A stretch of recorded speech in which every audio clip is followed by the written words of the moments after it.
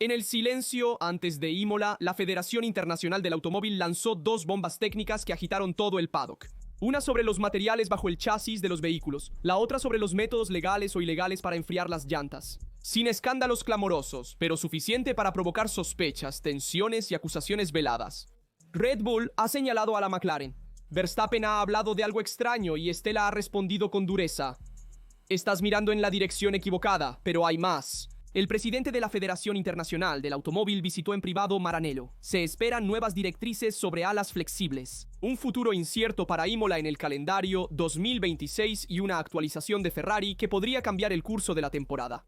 Verstappen ha ganado, pero advierte que no son invencibles en todas partes. ¿Qué sucede realmente detrás de escena en la Fórmula 1? Todos hablan de regulaciones, sospechas y poder. ¿Qué puede pasar en Mónaco o Barcelona? Quédate hasta el final. Porque lo que parece solo un fin de semana de carreras es en realidad el comienzo de algo mucho más grande. Si disfrutas los videos, dale like para mostrar tu apoyo. Comencemos de inmediato. El fin de semana antes del Gran Premio de Imola, la Federación Internacional del Automóvil envió algunas directivas técnicas a los equipos. Nada revolucionario, pero aclaraciones importantes sobre dos aspectos delicados. Los materiales cerca de las patines bajo la carrocería y los métodos usados para mantener los neumáticos a temperatura óptima. Dos detalles que, en el contexto hipercompetitivo de la Fórmula 1 de hoy, pueden marcar la diferencia. El primer tema toca un punto sensible de los monoplazas con efecto suelo. Cuanto más cerca está el auto del suelo, más carga se genera. Pero hay un límite. Si el fondo se desgasta en exceso, el coche podría ser descalificado. Por lo tanto, la Federación Internacional del Automóvil ha aclarado que no es tanto la configuración en sí lo que está en la mira, sino los materiales y los sistemas de fijación utilizados. Todo debe ser robusto y regular. El segundo tema ha provocado reacciones más intensas. Algunos equipos, aunque no se menciona explícitamente quiénes, han pedido aclaraciones sobre técnicas no convencionales para enfriar los neumáticos. La Federación Internacional del Automóvil ha enfatizado que ciertas prácticas son inaceptables, lo que plantea un debate. McLaren Red Bull ha señalado al equipo de Walking, sospechando que había algo particular en la forma en que manejaban los neumáticos traseros. Verstappen declaró directamente: si observamos lo que McLaren hace con los neumáticos, quizás nosotros somos los que estamos equivocados en algo. Palabras fuertes que han causado revuelo. Sin embargo, el resultado en Imola ha puesto un freno a las controversias. McLaren no fue como se esperaba, y Horner no ocultó su sorpresa por su rendimiento por debajo de lo esperado. Incluso el director técnico de Red Bull, Pierre Waché, ha mantenido un perfil bajo. La actualización a la RB21 no fue tan devastadora y McLaren no brilló como se esperaba. Andrea Stella de McLaren afirmó que los demás están enfocando el asunto desde una perspectiva errónea. La competitividad del MCL 3.9 no depende de un solo truco o de una zona gris en el reglamento, sino de un paquete sólido. Y si los demás se pierden buscando atajos reglamentarios, tanto mejor para ellos. Stella dio la bienvenida a las controversias, considerándolas una ventaja ya que los oponentes se concentran en aspectos irrelevantes. En apoyo de la posición de McLaren hay un hecho objetivo. Después de Miami, la Federación Internacional del Automóvil examinó exhaustivamente el vehículo de Piastri. Resultado, todo en orden. Un documento oficial difundido el jueves en Imola lo confirmó en blanco y negro. En resumen, no hay trucos, al menos en papel, pero Red Bull ha regresado a la cima. Verstappen invita a la precaución. Afirma que la victoria en Imola es consecuencia de las características del circuito, favorable para el RB21 por sus curvas rápidas en apoyo. La verdadera prueba será Barcelona. Allí, en España, las características del circuito son más variadas y representativas del resto del calendario. Allí mismo, la Federación Internacional del Automóvil anunció controles más rigurosos sobre las alas delanteras flexibles, otro tema polémico. Mientras tanto, Verstappen mira a Mónaco con resignación. Nunca ha sido un circuito favorable para ellos y no espera milagros, pero verá cómo va. Y esta declaración es interesante porque confirma que incluso en una temporada en la que Red Bull domina, no es intocable en todas partes.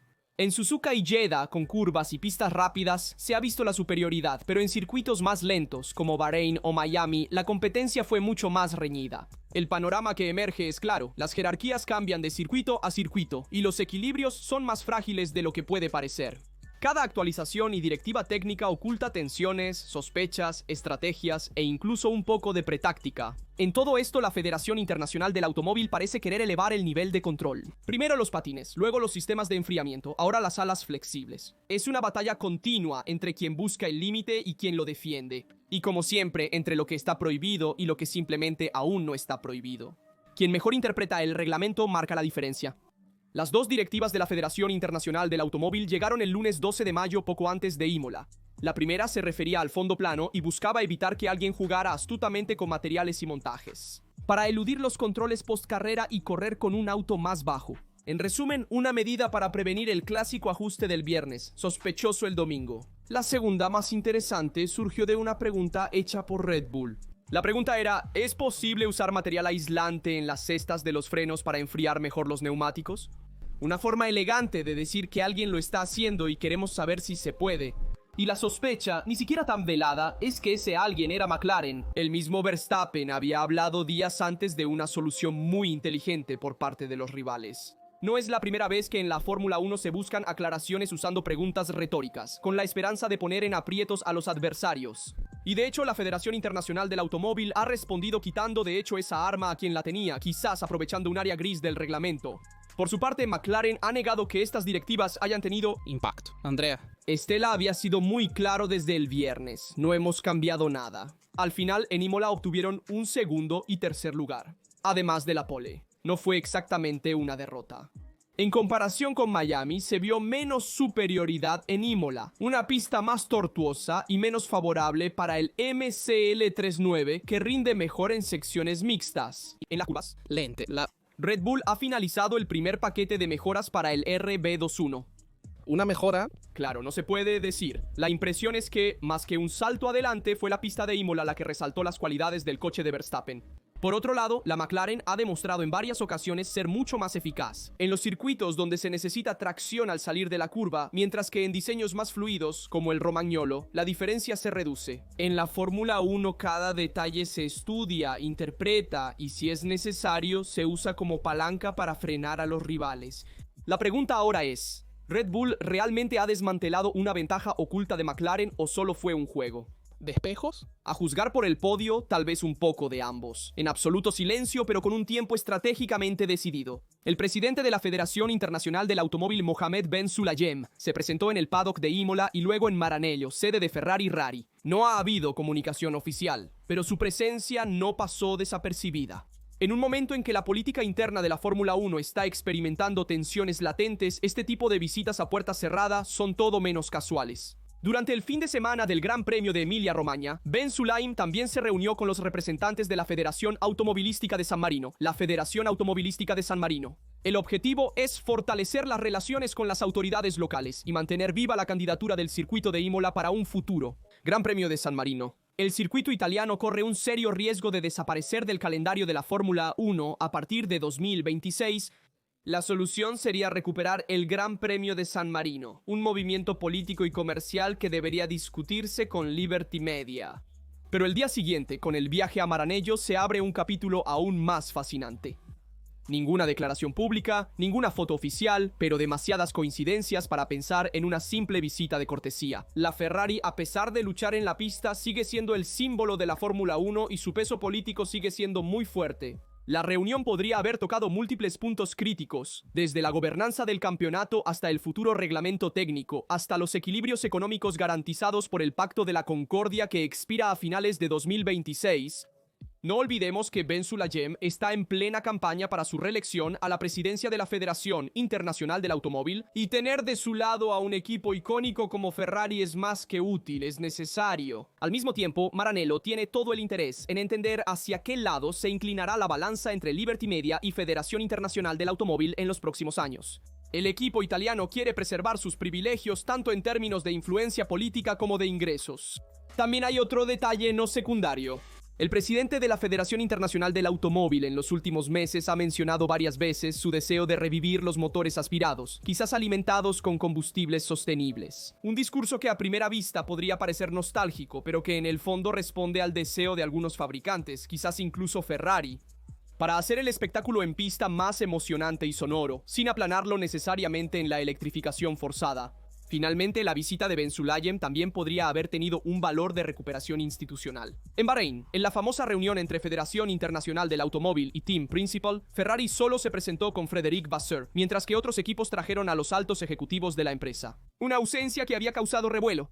Quizás Maranello necesitaba un enfrentamiento directo, sin demasiadas orejas indiscretas para reequilibrar esa situación. No se sabe si Benedetto Vigna o John Elkann también participaron en esta reunión. La aparición del presidente de la Federación Internacional del Automóvil en Vetone Inferiore 4 es segura, pero los líderes de Ferrari podrían haber participado, evitando exposiciones mediáticas. Al final, ni siquiera es necesario confirmarlo. El hecho de que Ben Sulayem haya ido allí es suficiente para entender cuán central sigue siendo la rosa en el futuro de la Fórmula 1, tanto en la pista como fuera de ella. En un periodo en el que las batallas se luchan más en los salones que en los bordillos, cada gesto cuenta. Esta visita discreta, en un momento crucial, es una señal clara. El juego de poder en la F1 ha comenzado y Ferrari está involucrado. En Maranello se trabaja incesantemente. La SF25 no ha convencido y después de la decepción en Imola, Ferrari ha decidido intervenir con determinación en la mecánica del coche. Frédéric Vasseur, sin entrar demasiado en detalles, ha insinuado que el problema central de las dificultades es estructural, no solo un problema de configuración o aerodinámica. La raíz parece más profunda y las correcciones en proceso podrían sentar las bases no solo para 2025, sino también para la temporada siguiente. Una de las actualizaciones más esperadas es la nueva suspensión trasera. Según informa el Corriere della Sera, ya ha superado la prueba en el banco dinámico y ahora se está analizando en el túnel de viento, junto con modificaciones aerodinámicas en el área de los enganches. El objetivo es llevarla a la pista antes del Gran Premio de Gran Bretaña en Silverstone, a principios de julio.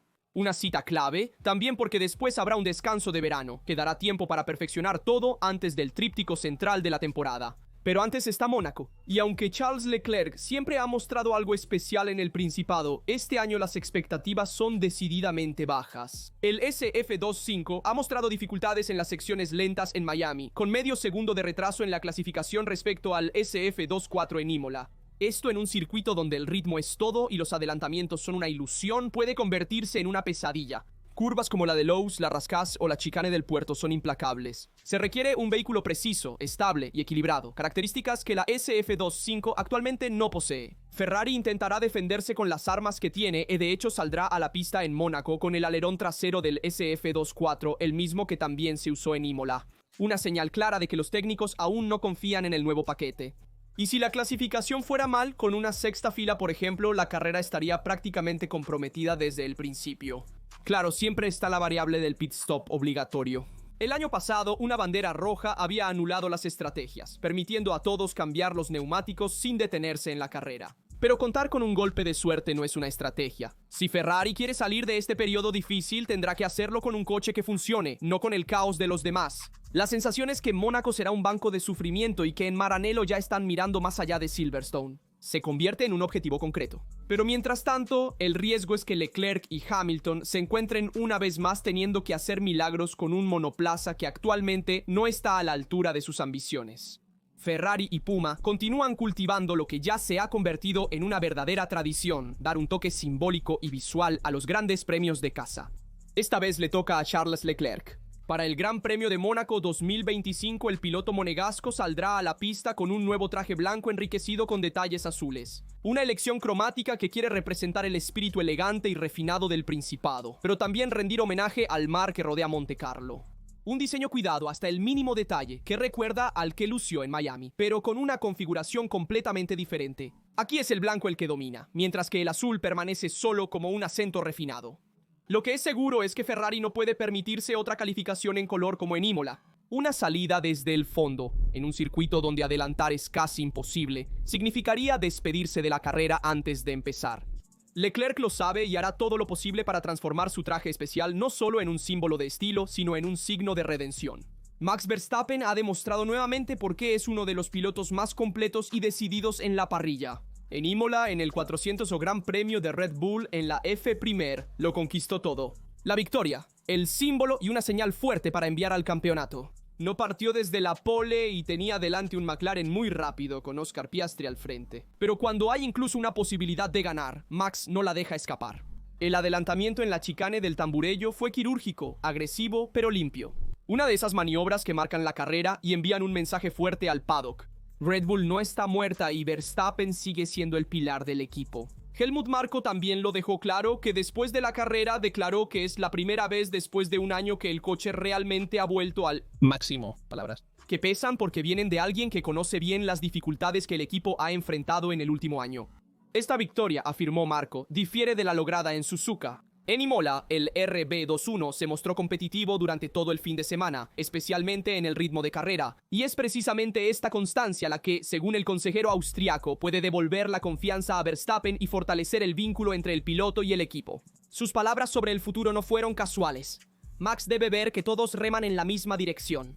Estoy optimista sobre nuestra relación con él. Christian Horner confirmó que el mérito se debe a varios factores. Pequeñas actualizaciones efectivas, configuración finalmente centrada, pero sobre todo un piloto que ha sabido llevar todo al límite, sin equivocarse nunca. Nunca estuvo realmente bajo presión, tenía todo bajo control en cada etapa, dijo el director del equipo.